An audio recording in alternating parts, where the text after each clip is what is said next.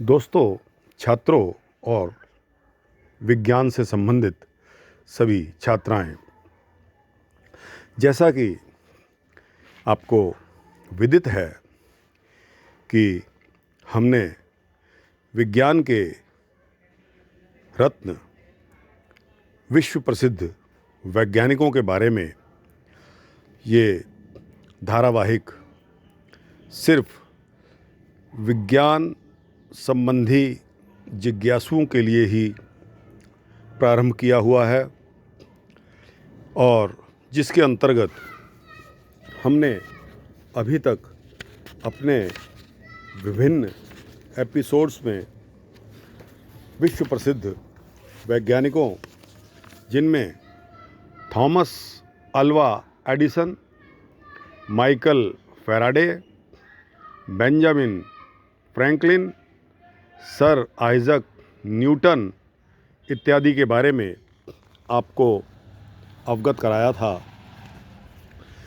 तो दोस्तों और प्रिय छात्र छात्राओं, आज हम एल्बर्ट आइंस्टाइन के बारे में आपसे अपने विचार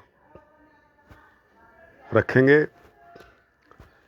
जैसा कि एल्बर्ट आइंस्टाइन एक बहुत ही जाना माना नाम, जिसको आप सभी लोग जानते और सुनते आए हैं। एल्बर्ट आइंस्टाइन, जिन्होंने सापेक्षता सिद्धांत प्रतिपादित किए थे और इन्हीं सापेक्षता सिद्धांतों के वो जनक भी कहे जाते हैं, इनका वृतांत आपके समक्ष रखेंगे। तो दोस्तों, न्यूयॉर्क के रिवरसाइड गिरजाघर, जिसकी दीवारों पर 600 महान विभूतियों की आकृतियां खुदी हुई हैं, ये विभूतियां विभिन्न युगों के अपने आप में विशिष्ट व्यक्तियों की विभूतियां थी। पत्थरों में तराशी गई ये आकृतियां लिंकन बार्नेट के शब्दों में अपनी सूनी अविनाशी आँखों से समय और संसार को देखती हुई प्रतीत होती हैं। ये आकृतियां दार्शनिकों और राजाओं की हैं। मूर्तियों में अपने युग के कुछ विलक्षण प्रतिभाशाली वैज्ञानिक, जिनको स्थान दिया गया है, उन 14 वैज्ञानिकों में हिप्पोक्रेट्स, यानी ईसा पूर्व 370 में मृत्यु हुई थी, से लेकर 20वीं शती के विज्ञानी एल्बर्ट आइंस्टाइन, जिनकी मृत्यु सन 1955 में हुई थी, यहाँ तक की आकृतियाँ खुदी हुई हैं। उल्लेखनीय बात यह है कि मृत लोगों की मूर्तियों में केवल एक आइंस्टाइन की ही ऐसी मूर्ति है जो इनके जीवन काल में स्थापित कर दी गई थी। जब उक्त गिरजाघर में मूर्तियों की स्थापना के लिए डॉक्टर हैरी एमरसन फास्डिक ने देश के प्रमुख वैज्ञानिकों से विज्ञान क्षेत्र की 14 विभूतियों की सूची मांगी थी, तो आर्किमिडीज, यूक्लिड, गैलीलियो और न्यूटन के नाम अधिकांश सूचियों में मौजूद थे, परंतु आइंस्टाइन एक ऐसा नाम था जिसका नाम प्रत्येक सूची में सम्मिलित था। तो यह थी तत्कालीन विदित समाज में, विद्वत समाज में आइंस्टाइन की प्रतिष्ठा। आइंस्टाइन 20वीं शती की महानतम मेघा थे। उनके द्वारा प्रतिपादित सापेक्षता सिद्धांत यानी कि थ्योरी ऑफ रिलेटिविटी के बारे में दार्शनिक गणितज्ञ बर्ट्रैंड रसेल ने कहा था कि सापेक्षता का सिद्धांत अब तक माधव मेधा की समन्वयात्मक उपलब्धि है। डिराक के शब्दों में आइंस्टाइन ने अकेले ही वैज्ञानिक इतिहास की संपूर्ण धारा को एक नवीन दिशा दे दी है। आइंस्टाइन ने प्रयोगशाला में कोई कार्य नहीं किया। उन्होंने लोगों द्वारा आश्चर्य व्यक्त किए जाने पर कहा कि मेरा मस्तिष्क ही मेरी प्रयोगशाला है। आज भी प्रिंसटन अमेरिका के सरकारी अस्पताल में उनका मस्तिष्क एक जार में सुरक्षित रखा हुआ है। शायद कभी अनुसंधानकर्ता उनके मस्तिष्क का रहस्य जान सकें। अल्बर्ट आइंस्टाइन का जीवन काल सन 1879 से लेकर 1955 तक का बताया गया है। इतना बड़ा क्रांतिकारी वैज्ञानिक बचपन में भौंदू था। अल्बर्ट का जन्म 14 मार्च 1879 को उल्म के दक्षिण में जर्मन शहर में हुआ था। साल भर बाद ही यहाँ से इनका परिवार पलायन करके म्यूनिख में आ गया था। पिता का छोटा सा बिजली का एक वर्कशॉप था और इनकी माता को संगीत में अभिरुचि थी। उसका चाचा भी इंजीनियर था।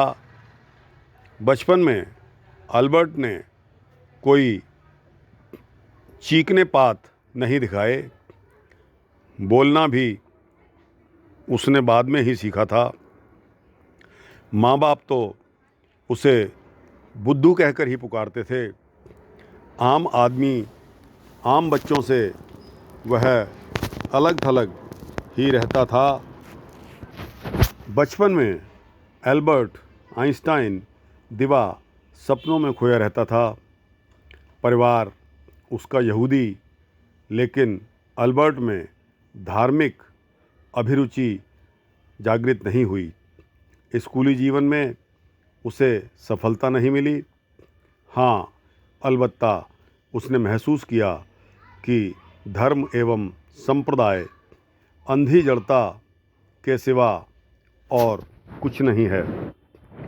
10 साल की उम्र में उसे जिम्नेजियम माध्यमिक स्कूल में डाल दिया गया ताकि विश्वविद्यालय में उनके प्रवेश की योग्यता वह हासिल कर लें। लेकिन रटंत विद्या फलंत नाही, रटंत पढ़ाई से उनको चिढ़ थी, इसलिए उनको पढ़ाई में सफलता नहीं मिली। आइंस्टाइन के चाचा ने आइंस्टाइन की दिलचस्पी गणित पढ़ाकर उनके दिल में गणित के प्रति प्रेम को जगाया। उसे ज्योमितीय यानी कि ज्योमेट्री बहुत पसंद थी।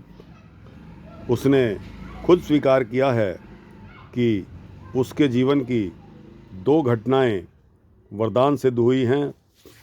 एक तो 5 साल की उम्र में किसी ने चुंबकीय कंपास उनको ला दिया था और दूसरी 12 साल की उम्र में यूक्लिड की ज्योमेट्री से उनका परिचय होना। बालक आइंस्टाइन उस समय यूक्लिड की पुस्तक पाकर कितना खुश हुआ होगा, उसकी शब्दों में आप सुन सकते हैं। स्कूल के उन दिनों में यूक्लिड हाथ में आते ही अगर हम में से किसी को ऐसा अनुभव नहीं होता था कि मेरी दुनिया ही बदल गई है, तो उसका अर्थ हम यही समझते थे कि बेचारे को परमात्मा ने समीक्षा या अनुसंधान की बुद्धि से वंचित रखा है। जब आइंस्टाइन 15 वर्ष के हुए तो पिता ने बिजली का कारोबार ठप कर दिया और मिलान इटली में आ गए। लेकिन तब भी आइंस्टाइन को कुछ दिन तक जिम्नेजियम में ही रहना पड़ा, क्योंकि उसे डिप्लोमा तो कम से कम करना ही था। लेकिन स्कूल की शिक्षा प्रणाली के अनुरूप वह अपने को ढाल नहीं सके। इसके फलस्वरूप उनको जिम्नेजियम से निकाल दिया गया और वह इटली आकर अपने परिवार के साथ रहने लगे। यहाँ उन्होंने ज्यूरिख स्विट्ज़रलैंड के पॉलीटेक्निक स्कूल में दाखला लेने की प्रवेशिका यानी कि एंट्रेंस परीक्षा दी, लेकिन पास न होने के कारण गणित में उनका कोई जवाब ही ना था।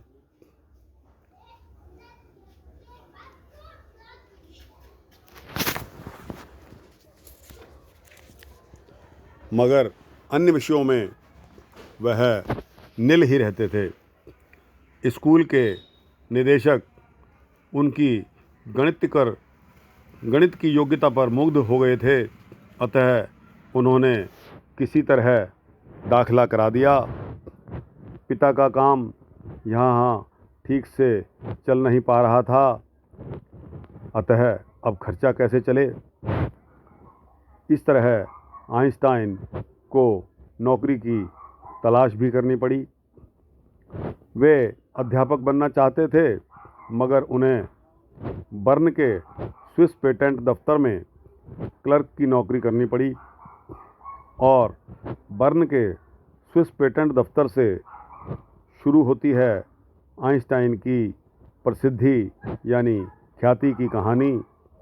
हालांकि वे इस दफ्तर में एक साधारण पद पर ही थे, लेकिन उनका यही दृष्टिकोण रहा कि वैज्ञानिकों को जीविकोपार्जन के लिए सदा छोटे मोटे काम ही करने चाहिए, जिससे सैद्धांतिक विचारों के लिए उनका मस्तिष्क स्वतंत्र रह सके। वह इस दफ्तर में क्लर्क यानी कि लिपिक के पद पर 4 वर्षों तक कार्य करते रहे। यहीं पर 1905 में 26 वर्ष की आयु में कुछ अद्भुत विचारों ने इनके मस्तिष्क में जन्म लिया, जिसे उन्होंने गणितीय सूत्रों में व्यक्त किया। 1905 में उन्होंने एनालेन डेर फिजिक में 3 शोध निबंध लिखे और इन्हीं के बल पर वह रातों रात एक लिपिक से वैज्ञानिक के पद पर आसीन हो गए। पहला शोध पत्र प्रकाश वैद्युत प्रभाव संबंधी विषय पर था, जिस पर उन्हें 1921 में नोबेल पुरस्कार भी मिला। दूसरा निबंध ब्राउनी गति के संबंध में था। जून 1905 में प्रकाशित उनका तीसरा निबंध on the electrodynamics of moving bodies ही सापेक्षता के विशिष्ट सिद्धांत का जनक सिद्ध हुआ।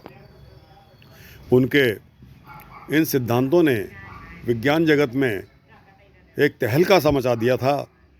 वस्तुतः इस सापेक्ष सिद्धांत के मुताबिक विज्ञान की गति संबंधी पारस्परिक अवधारणा को निर्मूल सिद्ध कर दिया, जो न्यूटन के 200 साल पुराने गति के नियमों पर आधारित थी। लेकिन इसके सत्यापन में कठिनाई थी। देर सवेर वह सत्यापित भी हुई और आइंस्टाइन ने विज्ञान जगत में अपनी धाक जमा ली।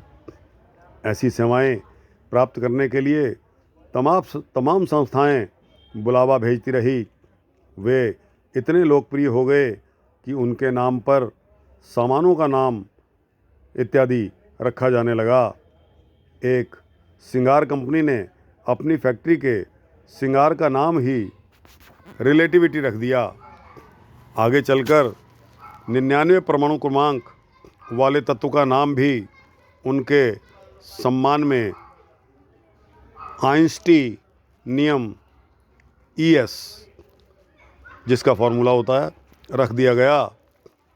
उनके अनुसंधानों का ही परिणाम था कि उन्हें पहले ज्यूरिख विश्वविद्यालय में और बाद में प्राग विश्वविद्यालय में प्राध्यापक का पद दिया गया। 1913 में royal Persian academy of science के सदस्य और बर्लिन विश्वविद्यालय के एक प्राध्यापक के रूप में स्विट्ज़रलैंड के जर्मनी में वापस आ गए। उन्होंने 1916 में सापेक्षता का सामान्य सिद्धांत